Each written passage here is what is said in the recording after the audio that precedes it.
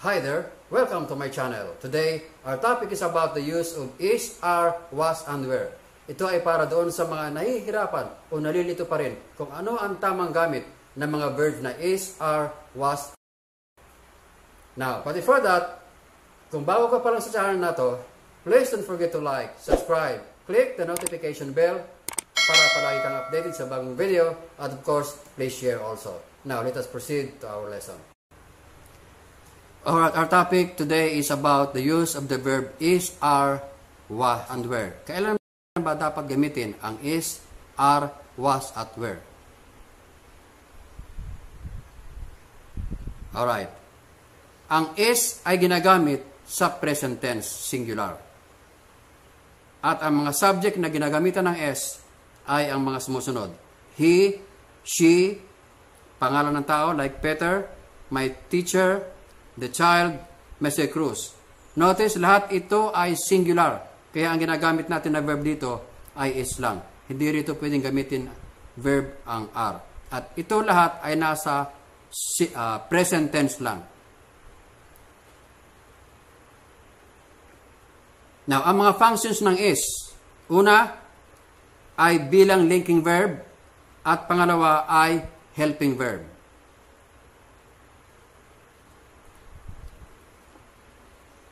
Now, paano ba ginagamit sa sentence bilang linking verb ang verb na is? Okay, subject. Example, she is happy. Ang subject natin dito ay itong she. Ito ay singular subject kasi nag-iisa lang ito. And then, ang is ang ating linking verb. Kaya natin ito tinatawag na linking verb kasi ang papel niya rito ay para lang mag-link o magdugtong ng subject papunta rito sa predicate. Okay. Yun lang ang papel niya rito. Magdugtong lang ng subject papunta rito sa predicate. Sa Tagalog, itong she is happy ay siya ay masaya. Another example. He is my friend.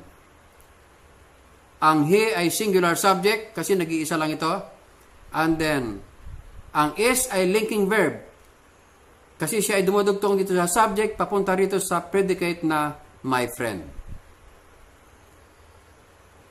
Sa Tagalog, ang he is my friend ay siya ay kaibigan ko. Another example, my friend is absent. Dito, itong my friend ay singular siya, kaya gumamit tayo dito ng is. Now, is as a helping verb. Is can be used only if the subject is singular. Ginagamit lang ang is kapag ang subject ay singular o nag-iisa. Example, Shirley is sleeping.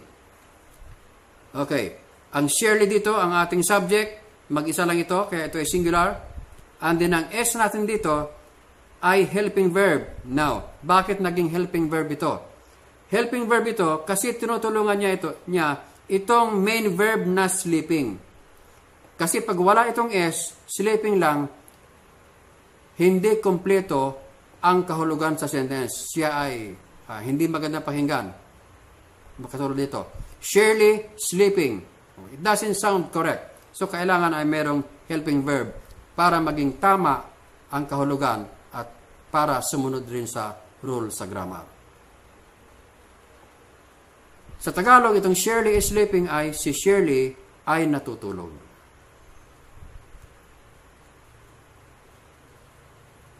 Now, are can be used only in the present tense plural. Ginagamit lang ang are sa present tense na plural. At ang mga subject na ginagamitan ng are ay itong mga sumusunod. We, you, they, Tom and Jerry, pangalan ng dalawang tao. O kaya ganitong the dogs. May s dito sa dulo, kaya ito ay plural din.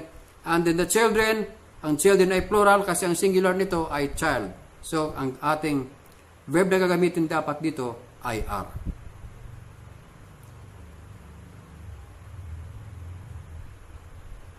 Now, functions of the verb are the following.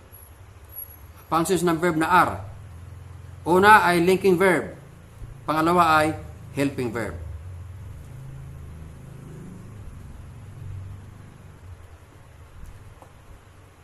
Ano naman ang gamit ng are as a linking verb? Okay, example. The dogs are quiet. Itong dogs ang ating plural subject kasi meron siya ritong is sa dulo. And then, ang linking verb natin ay itong are. Kaya natin siya tinatawag na linking verb kasi ang papel niya rito, ang function niya ay just to connect the subject to the predicate para lang magdugtong ng subject papunta rito sa predicate na quiet.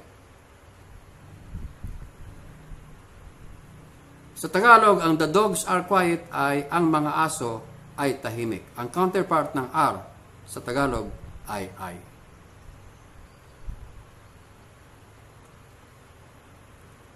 Another example, Peter and Mary are my friends. Ang ating plural subject ay itong Peter and Mary, kaya siya naging plural kasi dalawang tao, si Peter at si Mary. Ang linking verb naman natin ay itong are. And then, ang predicate natin ay itong my friends. Again, ang function ng are dito ay bilang linking verb ay para lang magdugtong ng subject dito sa predicate. Hindi siya action verb. Sa Tagalog, ang Peter and Mary are my friends ay sina Peter at Mary ay mga kaibigan ko.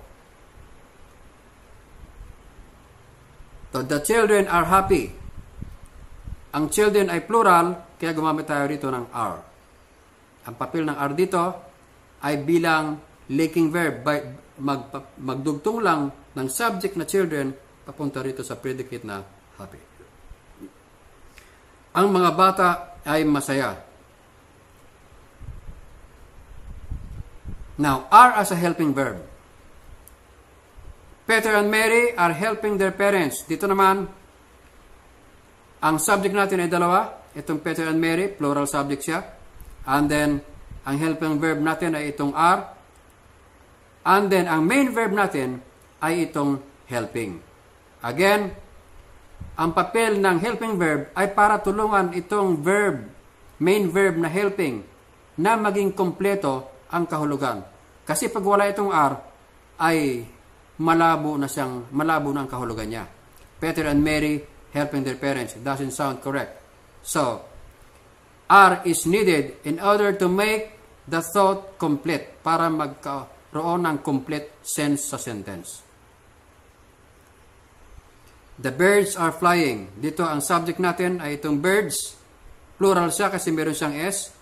And then, ang ating helping verb ay itong are, and then ang main verb natin ay itong verb na flying. Itong dalawa, pag pinagdugtong natin, ito ay tinatawag din nating verb phrase, composed of a helping verb and a main verb. Kung minsan, ang karugtong nitong helping verb na are ay hindi lang nag-end sa ing. Kung minsan ito ay ed o kaya en. Ang tawag doon ay past participle.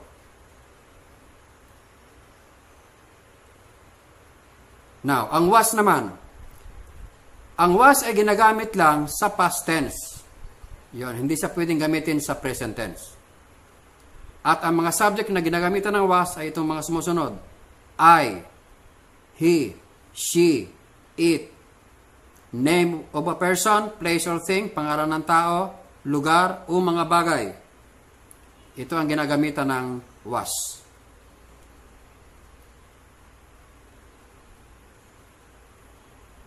Now, ano pa ang mga function ng was sa sentence? Ito ay nagpa-function ng linking verb katulad din ng is at saka are. Linking verb at helping verb din. Ito naman. Para malaman natin kung ano ang gamit nito sa linking verb. Example, I was tired. Ang subject natin ay itong I. Ang linking verb natin ay itong was. Tinawag natin siyang linking verb kasi ang papel niya ay para lang magdugtong dito sa subject papunta rito sa predicate na tired. Sa Tagalog, ito ay ako ay napagod. Ang was naman bilang helping verb. Example, I was helping my father yesterday. Dito, ang subject natin ay itong I na naman, singular. And then, ang ating helping verb ay itong was. And then, karugtong naman niya ay itong main verb. Again, ang papel ng was dito ay para tulungan itong verb na helping na magkaroon ng kumpletong kahulugan. Kasi pag wala ang was, ay hindi kumpleto ang kahulugan. Magiging katulad sa nito. I helping my father yesterday. It doesn't sound correct. So in order for this sentence to have a complete sense or perfect sense, a helping verb is needed. Kailangan itong was para maging kumpleto ang kahulugan. Another example, he was helping his father yesterday. Now, dito naman, another sentence, Alfred was playing basketball yesterday. Ang papel nitong mga helping verb na ito ay para tulungan ang main verb na para maging kumpleto ang kahulugan. Kasi pag wala itong helping verb, ay hindi magandang pakinggan. He helping his father yesterday. It doesn't sound correct. Itong isa, ganun din. Alfred playing basketball yesterday. Ito yung sentence ng mga estudyante kapag pinapasulat at hindi marunong gumamit ng helping verb, ganito ang ginagawa nila. So, dapat meron talagang helping verb para magandang pakinggan at kompleto ang kahulugan.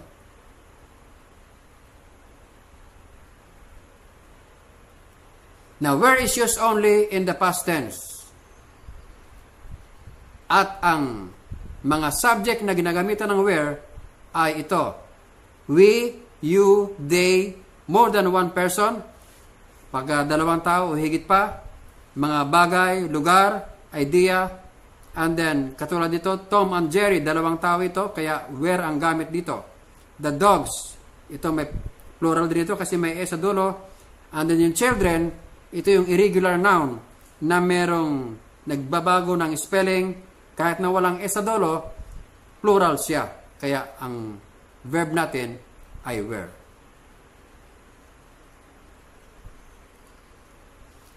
Ang were ay ginagamit din bilang linking verb. Example, we were tired yesterday. Okay, ang we, ang subject natin, plural siya kasi we, sa Tagalog, yan ay tayo. And then, ang linking verb natin ay itong were. Again, ang papel nitong linking verb na ito na were ay magdugtong lang dito sa subject papunta rito sa predicate. Another example, you were tired yesterday. Ang subject natin ay itong you. And then, were ang linking verb, tired naman, tired yesterday ang ating predicate. Katulad din ito. Another example, Tom and Jerry were tired yesterday. Dalawa naman ating subject, kaya plural na siya, kaya gumamit tayo ng were.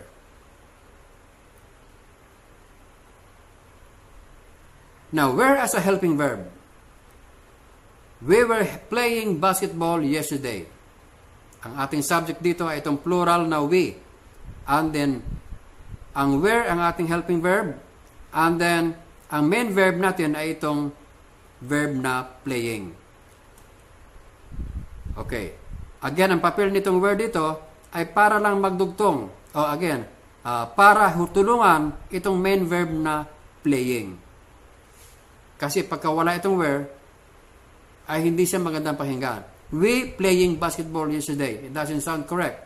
So, where is needed here in order to make a complete sense of the sentence. We were playing basketball yesterday. Another one, you were calling yesterday. Ang where ay tumutulong lang dito sa verb na, main verb na calling para maging kompleto ang kahulugan. Kasi pag wala itong where, you calling yesterday, it doesn't sound correct. Hindi magandang pakinggan. So, kailangan talaga ang helping verb. Kaya ang helping verb ay importante sa sentence. Another one, Tom and Jerry were talking yesterday. Again, pag wala itong word dito, talking lang ay hindi magandang pakinggan. Tom and Jerry talking yesterday. Ganito ang sinusulat ng aking mga estudyante pag pinagawa mo ng sentence at hindi gumamit ng helping verb. Ganito ang nangyayari. Alright, if you have learned something in this video, please don't forget to like, subscribe, click the notification bell in order to be updated, and of course, please share also. Thank you very much for watching. See you again.